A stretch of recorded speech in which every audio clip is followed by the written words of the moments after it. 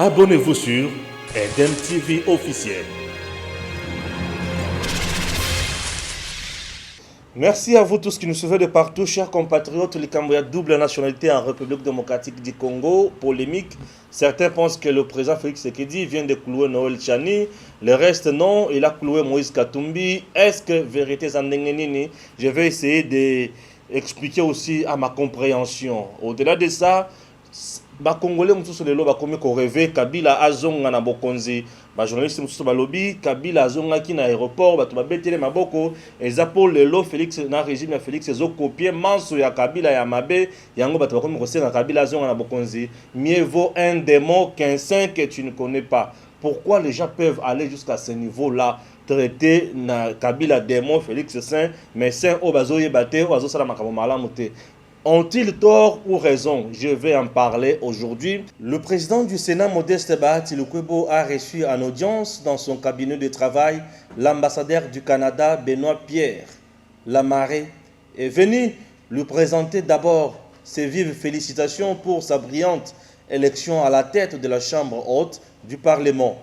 Les deux personnalités ont échangé sur plusieurs questions, dont la diplomatie parlementaire et l'amélioration du climat des affaires qui passe par le vote, par le Parlement bien sûr, des lois pouvant attirer les investisseurs en République démocratique du Congo.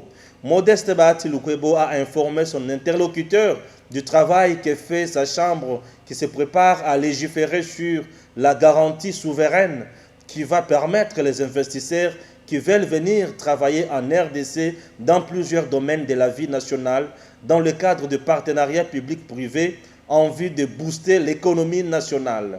Avant de quitter le bureau de Modeste Bahati Lukwebo, le représentant du Canada en RDC a soutenu qu'il a été impressionné par les discours programme de l'honorable président du Sénat à l'ouverture de la session de mars, dans lequel plusieurs réformes ont été annoncées. Il faut retenir par ailleurs que le Canada a promis d'aider le Sénat congolais à travers la formation de sénateurs et du personnel administratif du Sénat, ainsi que de députés et autres animateurs des entités décentralisées. Nous avons beaucoup parlé de coopération économique entre le Canada et la République démocratique du Congo. On a discuté des conditions qui pourraient amener la République démocratique du Congo à mettre en place un climat des affaires qui puisse attirer justement les investisseurs canadiens. On a discuté aussi donc de mode d'opération, donc des questions de partenariat public-privé et aussi des secteurs particuliers dans lesquels le Canada pourrait intervenir en matière de coopération économique. Donc, ça a été extrêmement fructueux. On a passé aussi au travers de l'agenda législatif et voir aussi quelles étaient les priorités. Et donc, on voit qu'il y a beaucoup de travail, beaucoup de pain sur la planche pour cette session parlementaire et j'ai été extrêmement aussi heureux de pouvoir le féliciter d'avoir eu toutes ces femmes qui sont membres du bureau du Sénat.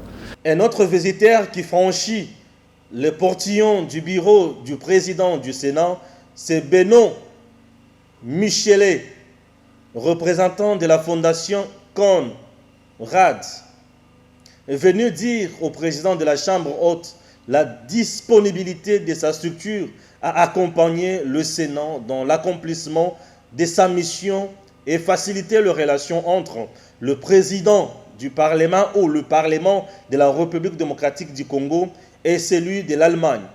Cette fondation allemande est prête à accompagner les jeunes Congolais en finançant la réalisation des projets qui favorisent la paix. La fondation Konrad Adenauer en RDC, ça traite l'éducation civique. Le président de notre fondation, c'est l'ancien président de l'Assemblée nationale en Allemagne. Donc pour lui, c'est un très important sujet de soutenir et de renforcer le parlementarisme à travers le monde. Donc ça traite évidemment la formation des députés, des lawmakers et aussi les sénateurs, bien sûr. Donc voilà, on a élaboré échangé sur plusieurs pistes et on verra ensemble ce qu'on peut faire peut-être ensemble. Bahati Lukwebo reste toujours au service du peuple congolais. Chers Congolais, alors, acceptez qu'on commence avec likambo ya bato bazali ko rêver Kabila azonga na bokonzi po bazolo bake aujourd'hui le régime de Félix ezoko ka kosala makambo te bato bakomi na pasi et au-delà de ça bato bazolo bake régime ya Félix ezana kati ya ko copier makambo oyo to banaki ko dénoncer na tango wa Kabila. Merci, je préférerais commencer par là. Pourquoi? Puisque bandeko ba journaliste mususu ba confrère o bazali koloba bongo bon na évité bazali komona o biso to bazali komona to eza bonne foi ou mauvaise foi. J'essaie un peu d'en parler puisque batebele batinga balia na tali na moni na pourquoi les gens peuvent accepter de dire ça. Bandeko balandi, aujourd'hui je dois vous avouer que les gens qui disent que Kabila doit rentrer, qui disent que Kabila Singela Zonga Bokonzi, sont les gens qui n'aiment pas ce Congo, sont les gens qui n'aiment pas les Congolais, sont des gens méchants et sont des gens ceux qui trouvent plus loin. Il faut que tu bannir la société puisque yebi makambo ali kolobate. Joseph Kabila ne peut plus jamais rentrer président de la République, revenir au président de la République. Bolinga te, bo matabo kitabo sala nyonso boyu ko sala.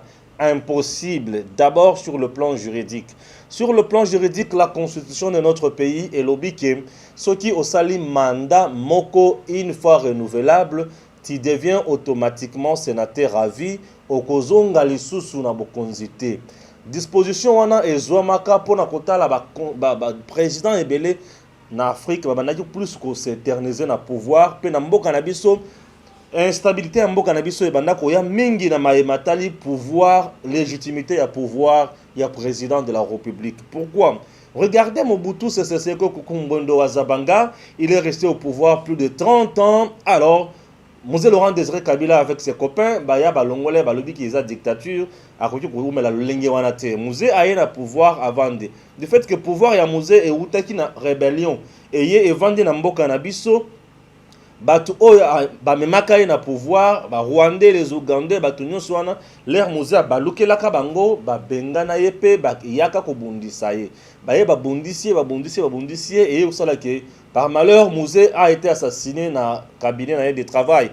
Mosé assassiné, c'est Joseph Kabila qui prend le règne à pouvoir à Bandi Kokendenango. Mais Kabila, Joseph, avait hérité aussi guerre Oyo Papa Naye Azaki, puisque c'était toujours la continuité, il y a pouvoir, il y a Afdel. Mosé parti, Kabila est resté.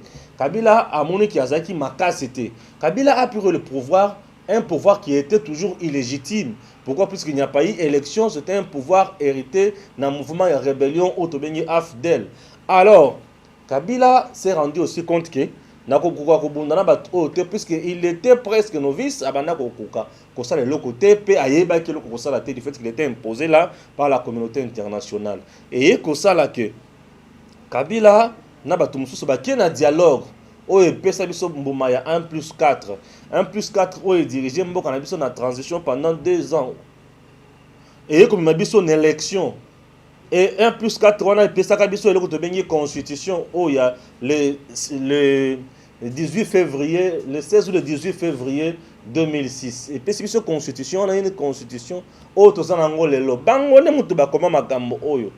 Kabila na asala propagande ya makambo wana. Nde yango lelo eza awa oyo baloba ke président kozala na mandat moko une seule fois renouvelable et c'est fini. Et loko mususu lokola si akomi sénateur à vie ndenge azawana akoki jamais kozala nommé ni premier ministre ni moins ministre dans le gouvernement. Non. Ce qu'il peut exercer comme fonction est par exemple sur le plan international. Secrétaire par exemple, il y a envoyé spécial, voilà des choses, des fonctions qu'il peut maintenant exercer. Donc, constitution n'a pas ninga zaona hier koki jamais kozonga sous président. Wana eloko liboso bato o bazana kati ya ko rêver retour ya Kabila na bokonzi babosa nanano. Eloko mibale c'est sur le plan il y a population et consort. Namboka la biso ne devient pas président puisque ozana bato bele bazolanda na nzela. Non, c'est pas ça. Dans ces pays, on ne devient pas président plutôt pour Kabila est allé na Katanga Espace Katanga, il est rentré, il a fait presque beaucoup de jours là-bas, il est rentré ici.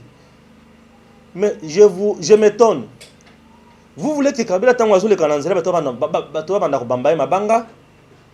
C'est ça ce que vous voulez. Pourtant bato bazo mona ye beteli maboko, ba pesi mbote ba sepeli, ba bengi chinarambo, ba sepeli tout ba yembeli ba bini. Bon, ça c'est ça pour vous. Message aux autres, c'est que bato bazo na posa azonga na bokonzi. C'est ça? Non. Raisonnez de cette façon. Ezola qui s'abassesse. Ezola qui s'alolenge oyo truki ko éclairer société na bisoté. Kabila c'est un individu, c'est un citoyen congolais ou pas congolais, origine les appelle douteuse makambo ebele na zana ba précision té.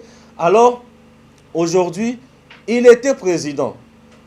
Muto azaki président, aza muto azaki mokonzi. Bato banda komona kaka na mandoki, biloko belé. Bato bakoki pe kozala curieux ba pour ça la pembeni ya mutu wana, lokola azala akoma déjà démystifié ba pour ça la pembeni ya mutu wana, ba yembela ye, bakoki kobina, bakoki kosepela. Les gens peuvent parler, peuvent jouer, peuvent danser. Bakoki kobetela maboko, c'est tout à fait normal. Pourquoi? Puisque il a été président de la République démocratique du Congo. Bato bakoki betela maboko, ba yembelie, ba binelie. Pourquoi? Puisque bamoni ki azaliki mokonzi et lokola alongo kozala mokonzi. Et bon, aye wana koloba ke bazo yembela ye poison a sous président. Je me dis c'est vraiment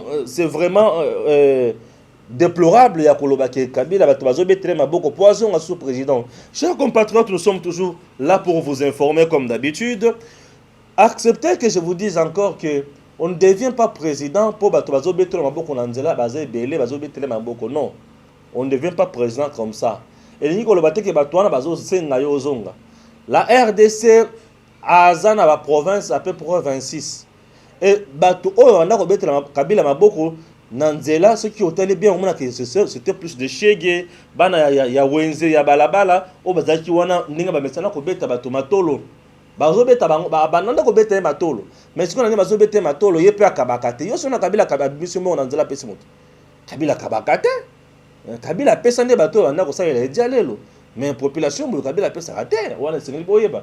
Plusieurs fois bato bakotana Kabila tikala Kabila bangote bato bayebi.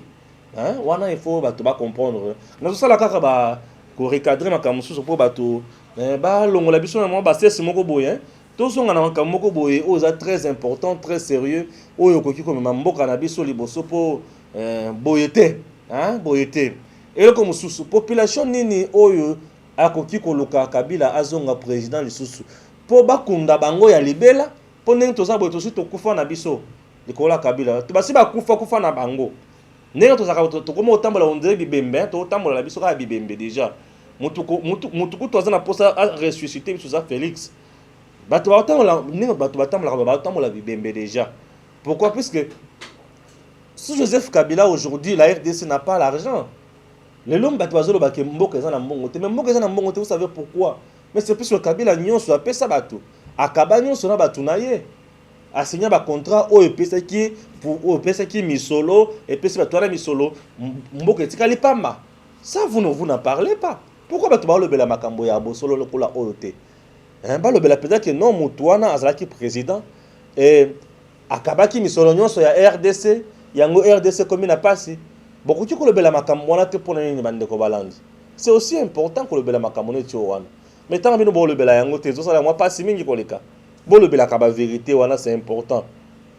Hein? Bon le belaka c'est important. Il était là un général mais qui nous a pas donné une bonne armée. Il faut quand même bon le belaka wana. Il a été incapable de mettre fin à l'insécurité dans Est et en Mboka. Beaucoup le belaka makambo wana. Hein? C'est très important. Mais wana bon le belaka yango te pona nini. Bon le belaka nenga te ki ba jekami na te ka ba entreprise nyonso.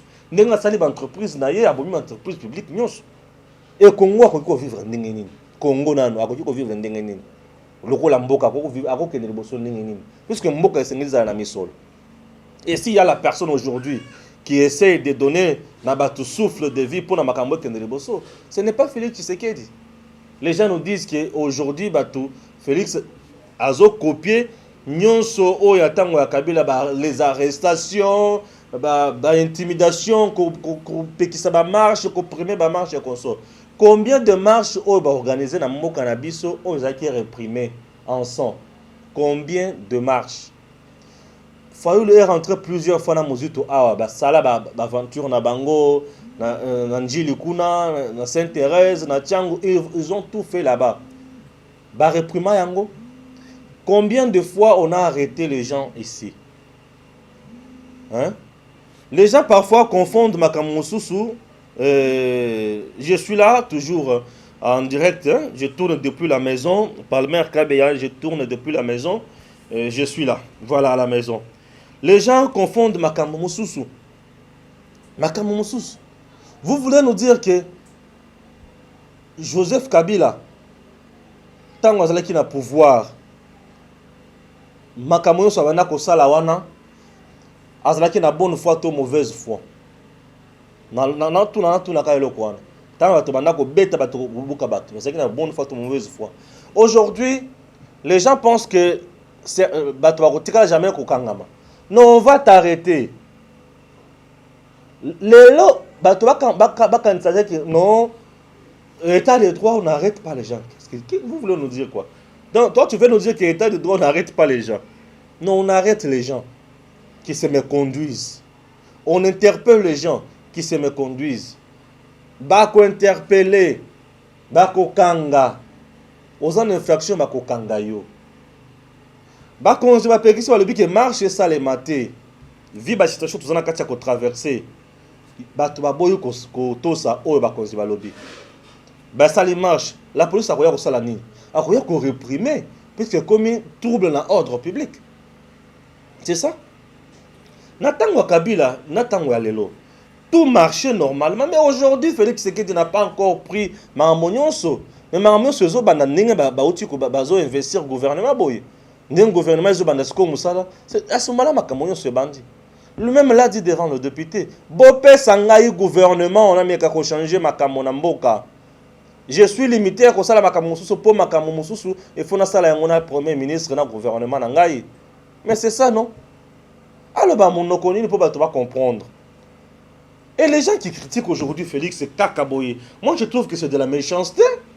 Oui, moi, je trouve que c'est de la méchanceté. Ou soit c'est ça qu'on a un sujet à traiter, moi, je trouve que c'est de la méchanceté. Les gens diront peut-être que non, mais Stéphane, c'est de trop, yo, Kaka Félix ou Kaka Félix. Non, Bandeko. Depuis que Félix est au pouvoir, n'a pas eu le temps de travailler convenablement. Félix a posé des actes moko et kotikala inscrit dans l'histoire de Mboka Nabiso. Non, ce monsieur était le maréchal politique, était l'aigle politique. Les actes que Félix a posés depuis qu'il lui est au pouvoir. Mais c'est au-delà des attentes. Au-delà des attentes. Toi, tu trouves facile de boulonner Kabila, que botte les majorités, que comme ça, majorité, yo monango pète.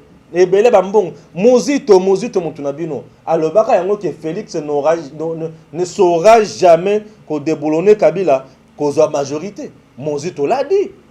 Mozito. Mon salaka prendre de presse dans ici makambo ya kolobaki. Bango baza ba résistant et bango baza ba opposanté. Mozito l'a dit. Et aujourd'hui nous tous awap. Aujourd'hui tous awap. Majorité Kabila ça déboulonné. Kabila, le système de Kabila est déboulonné. Félix n'est pas au pouvoir. Félix n'a pas la majorité. Il ne fonctionne pas. Mais attendons quand même. Soyons patients même un instant, Mandeko. Hein? Pourquoi tu veux qu'on soit patient même un instant? Juste même un instant, tu as la patience, kaka. Poto yebake. Et là, qu'on introduit qu'on soit la poto qui est liboso.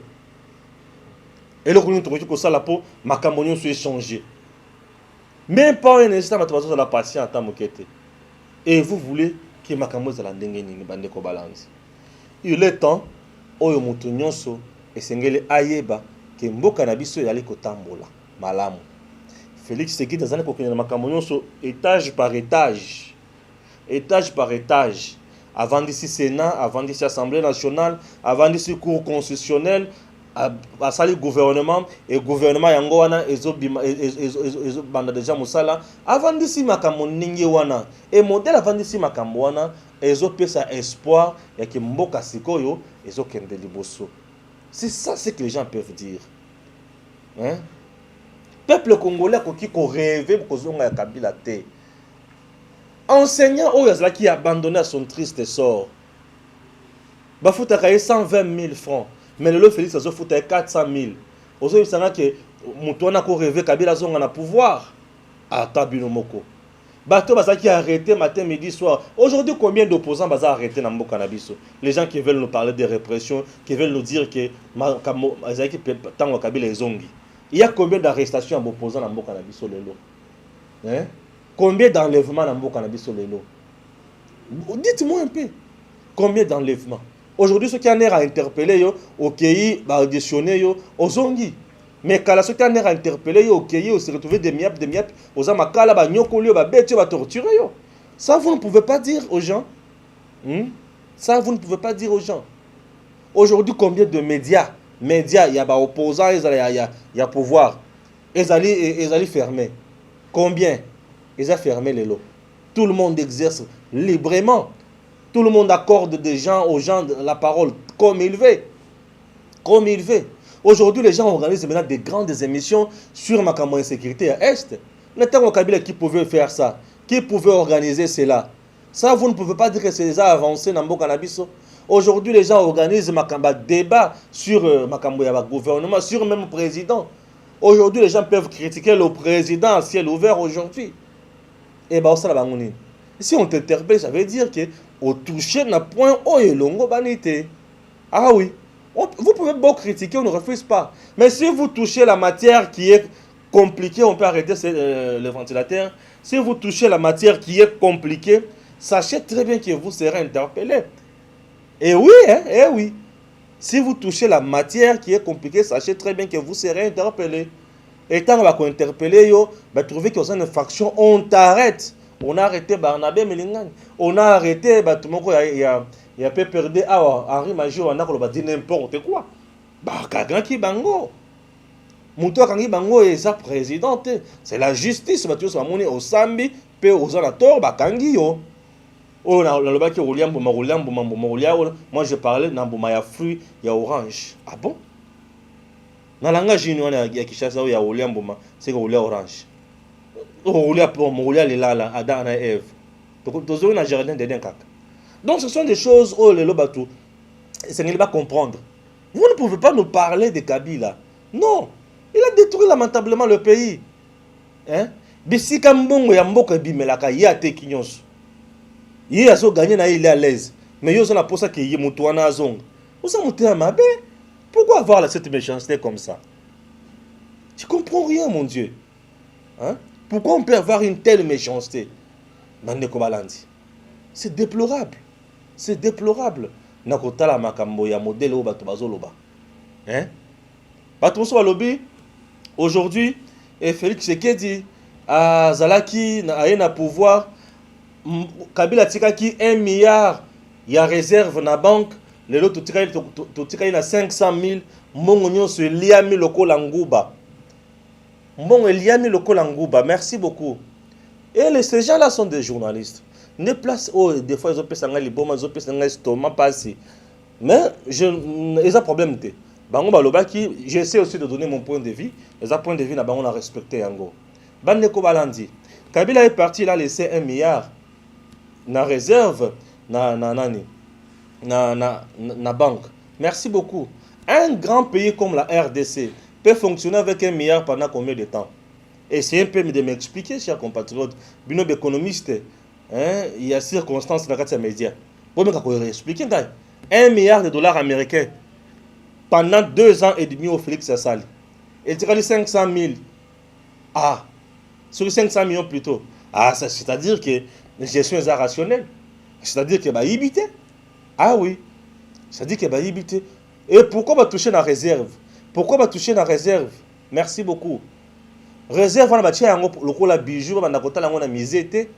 c'est de l'argent auquel on peut faire aussi recours dans le cas d'urgence. Kabila est parti, oui. Il a laissé Nambo Kanabiso, Misole et Bimaso sur Nesikanin. Atiki, réseau mafieux dans l'entreprise Nyonso. Atiki, réseau mafieux dans le ministère Nyonso.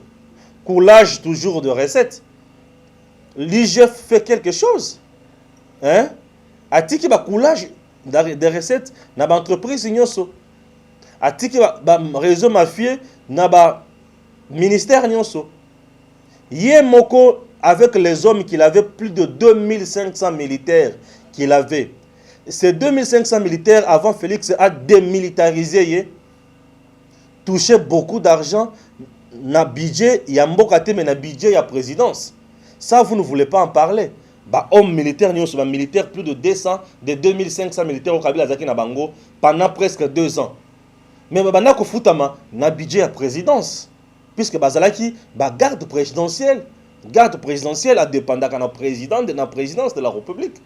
Parce que Moussa n'a pas combattre le président, famille à président, d'invité à président, paix intégrité territoriale. Kabila n'a plus de 2500 militaires, au budget à présidence. Ça, vous ne dites pas. Mais dites aussi quand même aux gens que Nambongo kaka oto tokutana to sekedi kotiwana. OK? A sali quand même projet à 100 jours.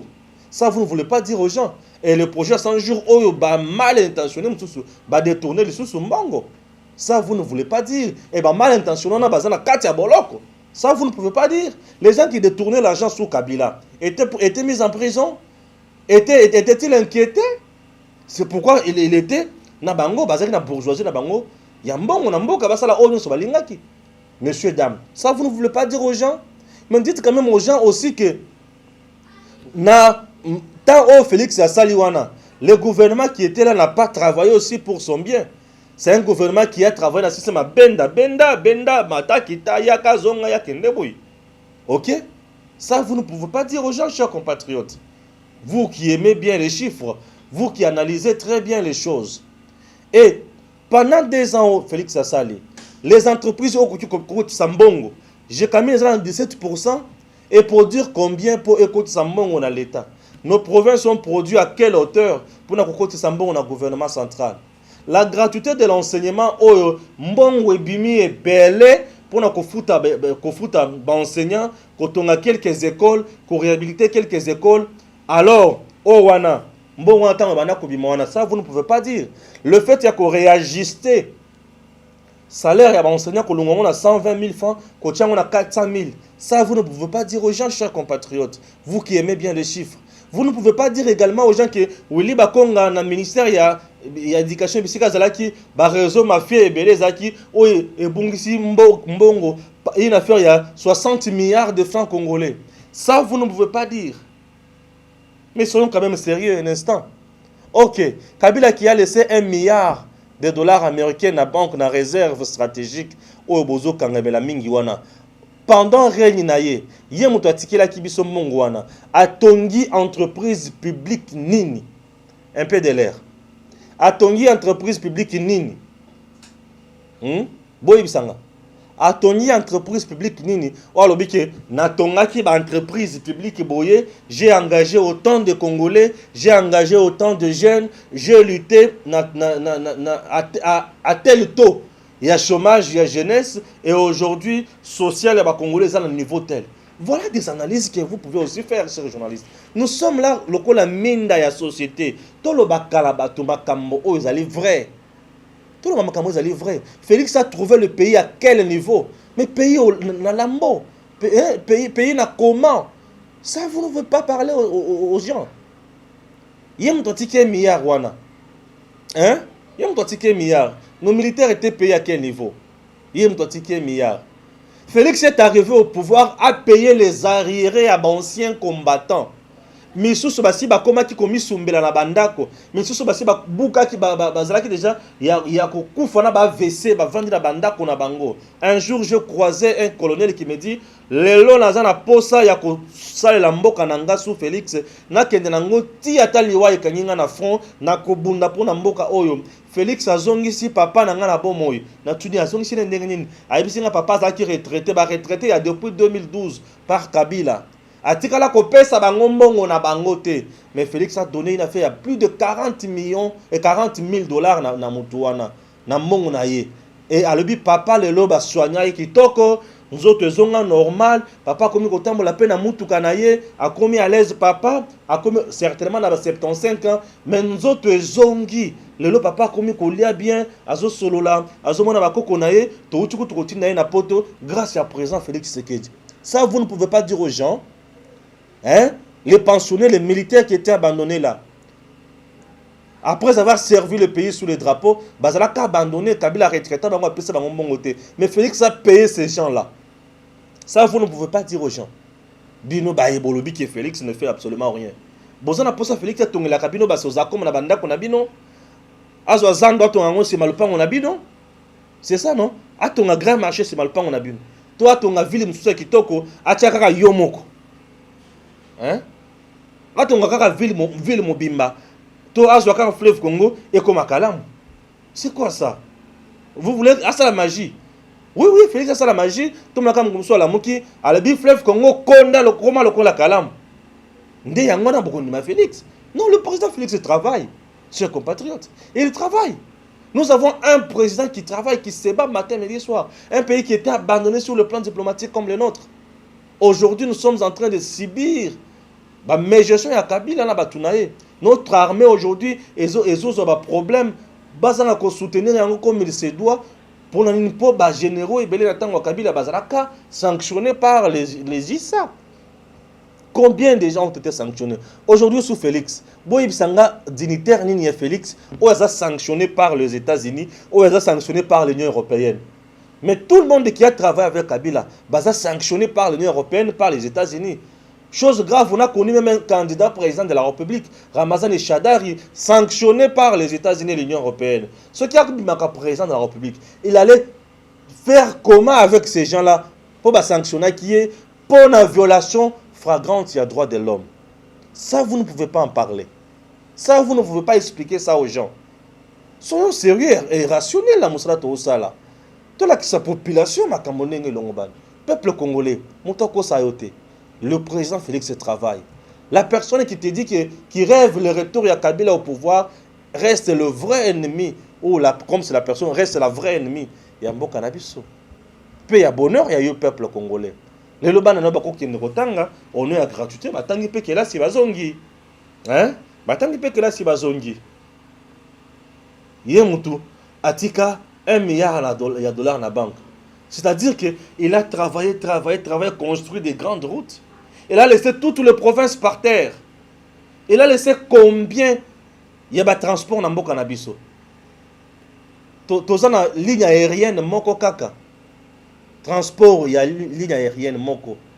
Sans concurrent, combien d'avions? Pas plus de 5, pas plus de 4. L'avion qui vous coûte très cher pour faire juste le déplacement à l'intérieur du pays. Quitter d'une province à une autre, c'est cher. Quitter la RDC vers l'Europe ou vers le Rwanda, ici le tout petit pays à côté de nous. Regardez comment les gens ne veulent pas communiquer comme il se doit pour le cannabis. Chers compatriotes, il est temps, il y a loba maye malongo bani pour la RDC. RDC zalimboka na zalimboka nanga pour mboka oyo kende liboso et c'est liboso nyoto songana. To micha maboko to kende liboso to kende liboso. To pesa maye makanise malongo bani. Les gens aujourd'hui manquent à faire comme opportunistes. Marche boye. Tu organises la marche pour réclamer quoi? Ok. Tu réclames qui m'est côté na béni, mais c'est là-bas. Gouvernement, ça pour la maman béni. Tout à la suite aussi maté. L'homme qui travaille toujours, Félix, ne fait que travailler avec des régimes, des gouvernements, des missionnaires. À travailler dans les Lunkamba, à manière Lunkamba, ils aussi maté de Lunkamba des missionnaires. Ayaka Kuta Chibala des missionnaires où vous voulez qu'il fasse quoi? Oh Seigneur Jésus-Christ, c'est là le peuple congolais. Les ennemis de Félix, Kabi Bambongo Ponako, ça y passe toujours. Bozo pesa ne Félix passe, c'est bozo pesa ne peuple congolais passe. Dans le Belalikamo au Italie nationalité, balobi que Félix a bêti Noël Tchani, il a cloué Noël Tchani. C'est ça que les gens disent. Les gens disent que Félix a soutenu Katumbi et consort. Non. Le président Félix d'abord a commencé par dire que identification, recensement et Sengeli et Salema. Recensement et Sengeli Salema, pourquoi? Pour Nanini. Batu. Esengeli ba vivre dans la carte de lecteur na bango. Ah ouais. Batu ba dans la carte de lecteur na bango. Batu ba dans la carte de lecteur na bango. Poto yeba qui est réellement congolais. Likambo ya qui est réellement congolais. Yango wana qui est réellement congolais. Le Congolais n'est pas celui qui est né d'une mère Yamboka Mosusu.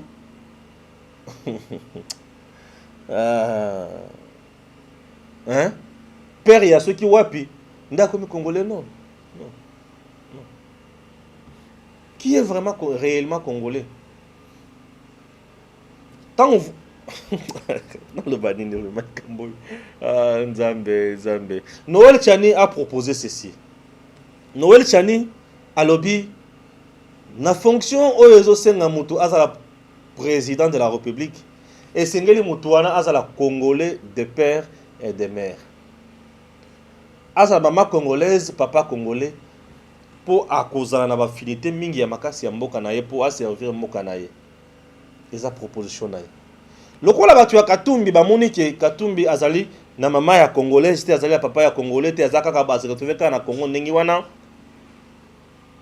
Yango bituma na bango eza makasi. Baza na kimia te babundisi Noël Tchani makasi. Babundisi Noël Tchani makasi. Babundisi makasi.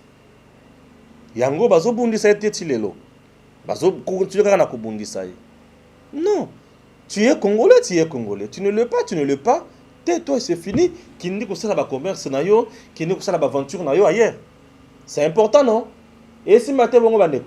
Ah oui, Simba. C'est important. Voilà le quoi les boss. Et le quoi mi balé. Noël Tchani a plaidé également. Il y a que un Congolais, une Congolaise, bakutani par exemple na poto. Bakutani na poto, baboti bana. Bana wana automatiquement singeli bazala nano ba Congolais. Ata ceux qui bazio nationalité ya mboka muswana mais baza ba Congolais. Et ceux qui sont na Congo, bakosala makambo sur la Congo. Oui, ça c'est normal. On est suffisant normal. Là, on est toujours d'accord. Ba Congolais oyo sengle to lukato ye balisusu. Par exemple, Banyamulenge. Ce sont des Rwandais oyo bakimi na Rwanda, baye na mboka ya baye na bangomba ya Mulenge. Ba mboka ya Mulenge wana baye wana bavandi.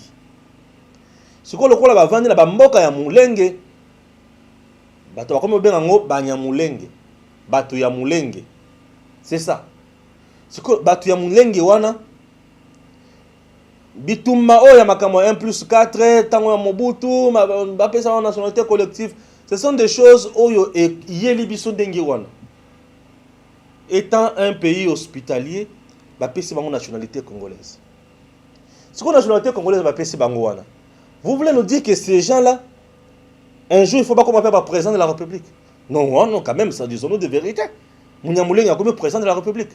Ah! Azali Moutou, aye ba yambiye, ba pesiye, il peut vendre pe awa. To pesi pe nationalité, pose la. On ne peut Moutou kozala, kozanga nationalité non sauté. Ba pesi quand même nationalité. Monde les autres n'est pas naye, ayambiye, a pesi nationalité naye. Alors bon, qui ça va, ça la peine à bisou au commis belge, au commis américain, au commis français, au commis ceci, au commis cela, merci beaucoup, tout passe, au commis américain, au commis ceci. Après, sur la nationalité, est-ce qu'il y a que quand on appelle sur un comme président à Bangolobi? Non, ce n'est pas ça. Ce qui est Angolo, la constitution à Bango comme président, ce n'est pas un problème. Mais pas dans le lobby, mon temps comme président est congolais d'origine. Origine na yo eza wapi? Eza Rwanda, eza Burundi. Origine na yo eza Tchad, eza Zambie, eza Israël. Origine na yo eza Tanzanie. Oye na Congo okomi congolais. Tu es congolais naturalisé congolais. Oza congolais d'origine te. Étant congolais, oui, tu es congolais de refus, pas tu es congolais. Mais tu n'es pas congolais d'origine. Comme tu es congolais, tu n'es pas congolais d'origine. Namukuse, comme président de la République. na ndenge nini outi soki wapi oyo toyambi na mawa okomi to commission congolais olingi koma président ata yo moko wana président ya mboka nini ya Congo kaka RDC oyo esimba bongo te bato wana nde tozotelemela Noël Tchani tango abakisi eloko alobi Congolais d'origine oui mais né de pères et de mères. Oui, c'est important aussi. C'est important aussi. Oza Congo. Po ba mulengi wana banya mulengi wana baya wat. Nenge bazana bakobala na ba congolais. Abala na congolais. Oya awa ya d'origine peza ya mobali. Ye ya mwasi. Baboti mwana. Mwana na sikwa comme président na biso. Ba o wana nde Noël Tchani azotelemela. O wana nde Noël Tchani azoboya. Alabi yo koma président na biso te.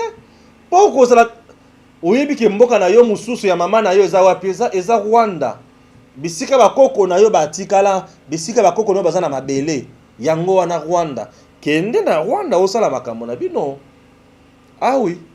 Zala kuna osala makambo na bino ba Rwandais. Bien sûr. Certains diront que toza ba patriarcat, moi là dans côté ya papa na yo, oui, Hollande ba côté ya papa na yo, on m'appelle ministre, on ne refuse pas. Tu peux devenir député, tu peux devenir ADG, c'est ça non? Tu peux devenir aussi ambassadeur, ce n'est pas un problème. Mais présidenté. Vendette, on a l'impression comme président nengeni. Chers compatriotes, et là qu'on Noël Tchani a sali, et ça comme on a loin. Naïb c'est bien le commusus. Certains pays ont été colonisés par l'infiltration à ce niveau-là. Il y a des gens, poto coloniser bateau. Tout le monde est là bateau, tout dominer bateau. Tout comme on peut pour gagner richesse na bango. Qu'est-ce qu'on peut faire? Basu mibali. Na bango ya ba Rwandais. Bon, yo ozokende na Congo pour na la mission.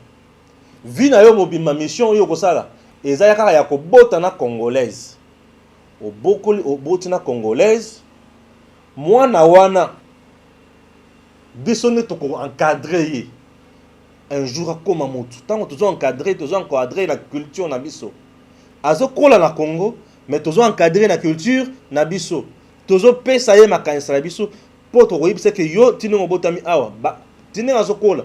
En charge. Ils peuvent prendre même 15, 20, 30 personnes comme ça. Bazo koli sabango, bazo sabango en charge. Bazo sabango en charge. Bazo inculquer bango bino ndenge boza boyeza pour to coloniser mboka oyo. Bino boko la politique na mboka oyo. Bino boza awa, bino boza nationalité ya awa, bino boza culture ya awa. Bino boko la kaka na makambo na bango awa. Boyo ba lingala, mais boza nga koyeba kinya Rwanda te. Pour un jour, tant que yoko la mokonze na mboka oyo, c'est par toi que nous allons entrer. Mboka na biso ko vivre. Et leurs pays peuvent investir le lengiwana. Ba investir na batuwana. Et batuwana ba koli. Ba kompe ba leader na kati na bino. Ba kompe ba leader na lobi na kati na bino. Et ces leaders là vous pensez que ba ko banda ko servir bino. Ba koli na mission. Ba ko exercer mission, ba ko appliquer mission ou ba koli la ki. Ce sont des erreurs monumentales que commettre dans mboka na biso to comme na point que Azarias Robert was le vice-président ya mboka oyo. Nandengeni. Hein? Non. Non. Tout ça cause ya Moselle Laurent Desire Kabila na Kabila mwana na ye. Ba comité na point ya kokomisa Azarias a comme ministre intouchable. Ministre d'État intouchable. Atele Milaka na vice-premier ministre en charge intérieure à son époque Gilbert Kankondo. Vous voyez un peu. Tala mission Azarias Abeta a Kembala moko na Minembwe achie mutuna bango ya Rwanda wana bomoni mission wana na makambo otikoloba awa mais ayaka na Congo lokola na réfugié on a kimi tokimi bitumba kuna tokimi ba atangi awa akoli awa bomoni ça s'appelle l'infiltration au niveau ce qui tozo kanisa na makambo neti wana te tozo sunga Noël Tchani na oya lobité. Tout ça l'erreur. Un jour tu regretter mboka na biso. Ata biso to ça le loté. Bakoko na biso bakotika la bakozonga bana na biso bakozonga ka koya. Bako munaka makamboyo. C'est ce que les gens doivent comprendre et intérioriser. Le président lorsqu'il veut les kamboyate Il faut savoir qui est congolais, qui ne l'est pas. Il n'a pas soutenu Katumbi. Non, le chef n'a pas soutenu Katumbi. Le chef a soutenu le pays. Les camarades double nationalité, wana, et ils appellent à niveau. Les camarades double nationalité, le président a soutenu un groupe. Et qui peut vous en cadre que Congolais, né de père congolais, né de mère congolaise, à se retrouver dans Porto pour des raisons professionnelles, à changer de nationalité. Celui-là ne peut pas perdre sa nationalité. Il faut qu'on appelle un mot canaillé. Parce qu'il est de père congolais, de mère congolaise. Attention qu'il y a combien de nationalités, pour des raisons professionnelles, celui-là peut récupérer sa nationalité. Voilà, catégorie est quand même valable. Et nous, il y a bateau, il y a kimbilinga, il y a kopesa, et comme ils et simbate. Avec recensement, na identification, le président lobby et ko bebisa makamotali élection en 2023 t. Pour esa compétition, malam ou mutu singeli ayeba, à se mesurer ayeba nini yakosala. Oui. Tokoyeba nani aza congolais d'origine. Nani aza congolais d'origine te. Nani ayakoya. Origine na carte mon comment tu es d'origine d'où hein ou tu wapi ngakutu déjà yebana ya yo eza ndengeni. Chers compatriotes, soutenons notre pays. Ce pays a de merveilles. Nous avons un président aujourd'hui qui a la passion du Congo et des Congolais. Un pays aujourd'hui qui n'a pas de ferme. Nous avons un président aujourd'hui, Félix n'a pas ça. Entreprise, Félix n'a pas ça. Non. Le président qui a le souci de soutenir son peuple, c'est le président Félix Tshisekedi. On doit le soutenir et ça fait beau. Edem TV officiel, c'est la RDC qui gagne toujours. Telle est notre devise. À très bientôt.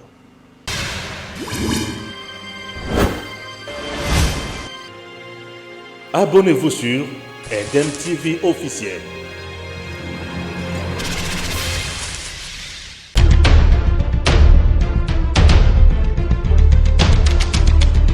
Tango Koki avec Stéphane Balamongue.